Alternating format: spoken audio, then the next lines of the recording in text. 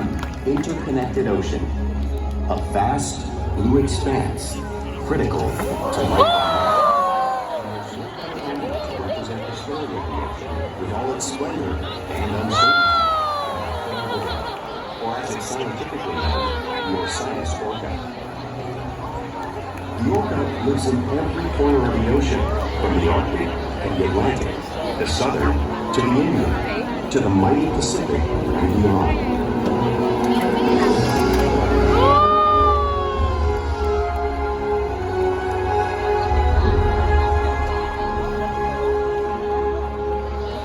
This whale story is the ocean's story, and it is one we all share.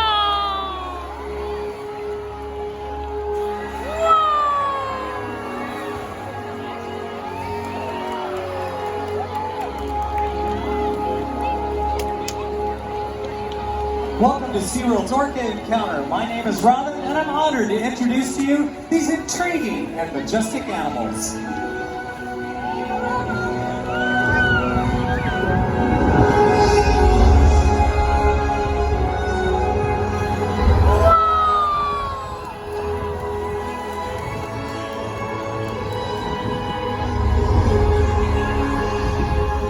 There's nothing like seeing a killer whale up close and learning about them and their natural behavior.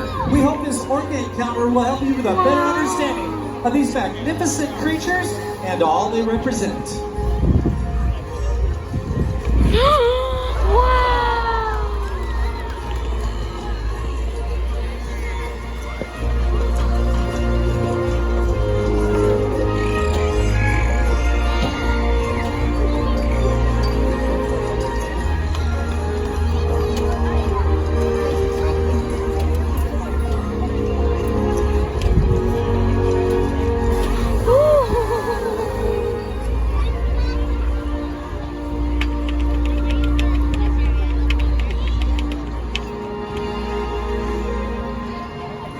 While they are found in every ocean, orcas living off the coast of Iceland are quite different than those near Costa Rica.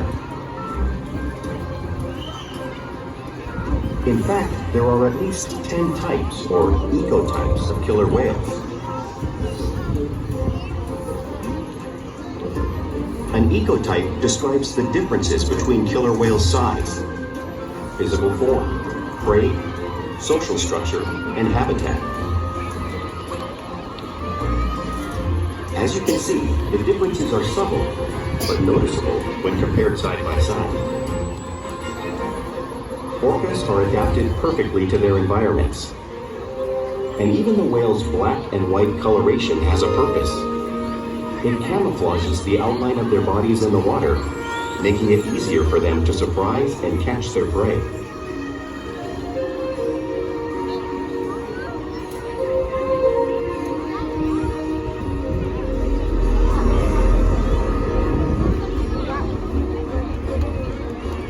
When viewed from above, the black of the whale blends in with the dark depths of the ocean.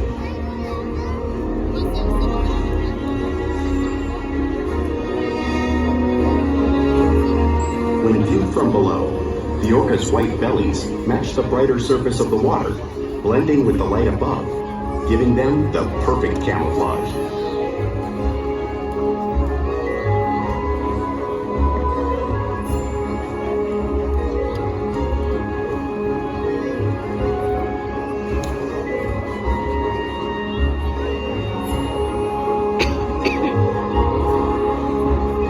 Whales truly are a natural wonder.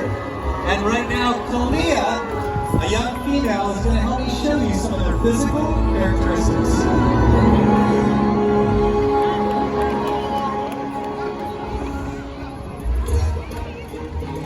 Their blowhole is perfectly designed for a quick breath at the surface.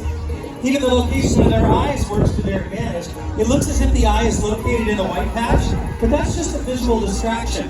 The eye is actually located in the black area, just in front of that white oval, camouflage from thrashing prey.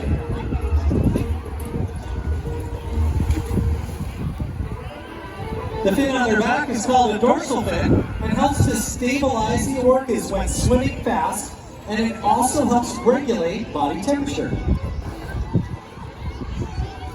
The flippers on the side of the body are called pectoral flippers and are mainly used for stopping and steering. If you were to look at an x-ray of a pectoral flipper, you'd see in it that it has a 5-digit bony structure similar to the human hand.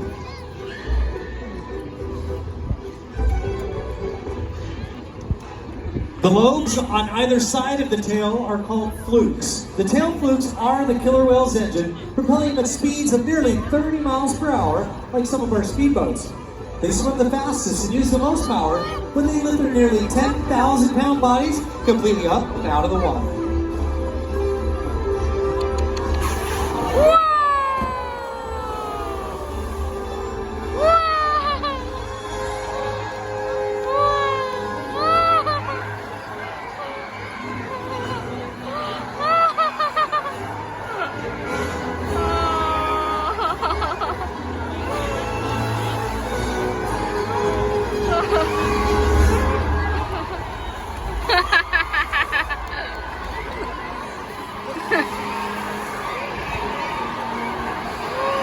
Killer whales are highly social animals with a well-defined social structure. An orca pod is always led by a female. Though just half the size of her male counterpart, she is in charge. It's all about attitude, not size. Because they live and work as a group, orcas need to communicate with sounds and body language. Orcas use clicks for echolocation or navigation.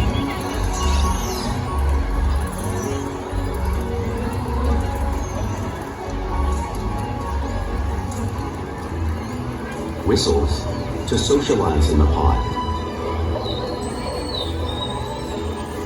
And calls for group coordination and hunting.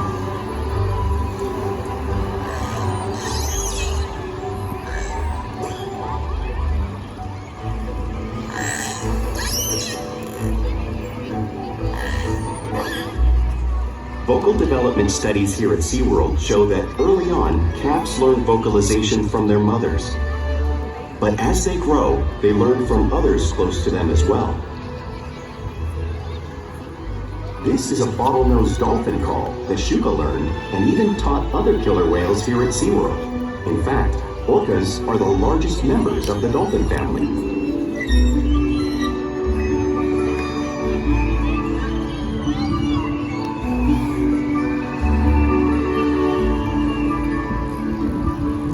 Whales here and in the wild use vocalization to communicate all the time.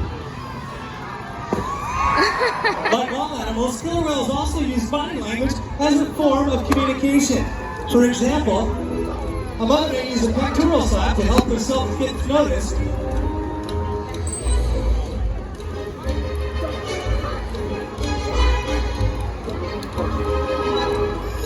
Or even help get her calf's attention. But when they really want to be heard, they reach.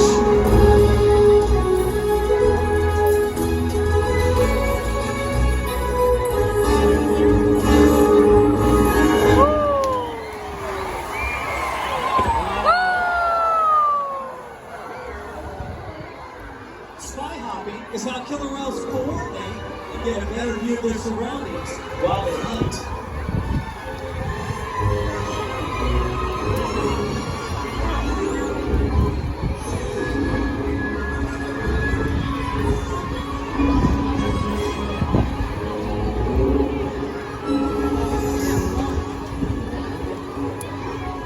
Slaps is another form of communication that killer whales use here and in the wild.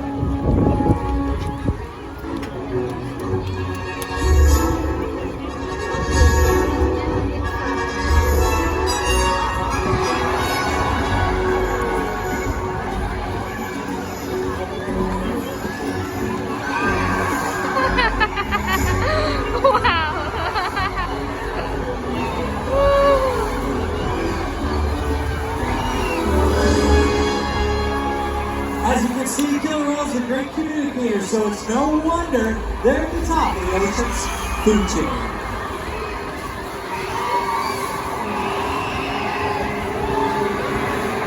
Killer whales work together to rear their young protect their pod, and most importantly, pursue and catch their prey.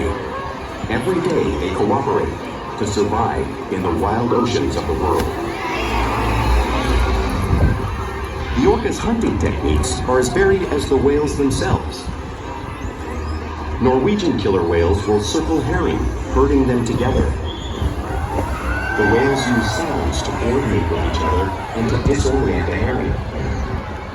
With the fish confused and contained, the whales stun them with their powerful tail flukes, making for an easy meal.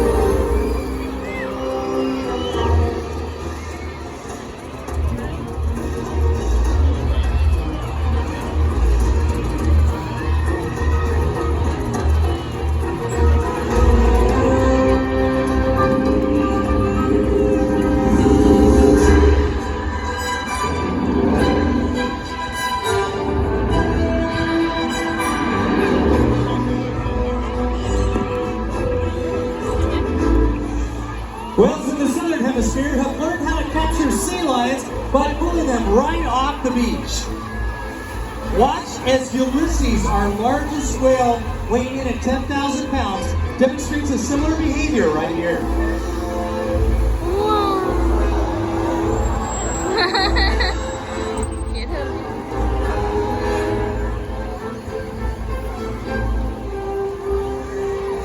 Antarctic orcas have learned how to create a wave that actually washes over floating ice, knocking seals into the water. Watch as our whales demonstrate a similar technique, demonstrating one of the many complex and impressive hunting abilities killer whales have learned around the world.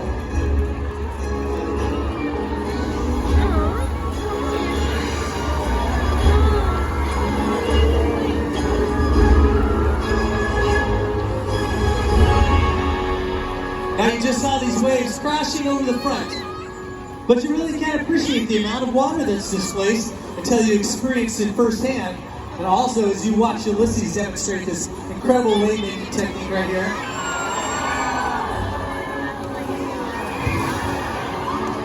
But now it's time for you guys to join in the presentation and experience the power of a killer whale's tail and the 55-degree saltwater.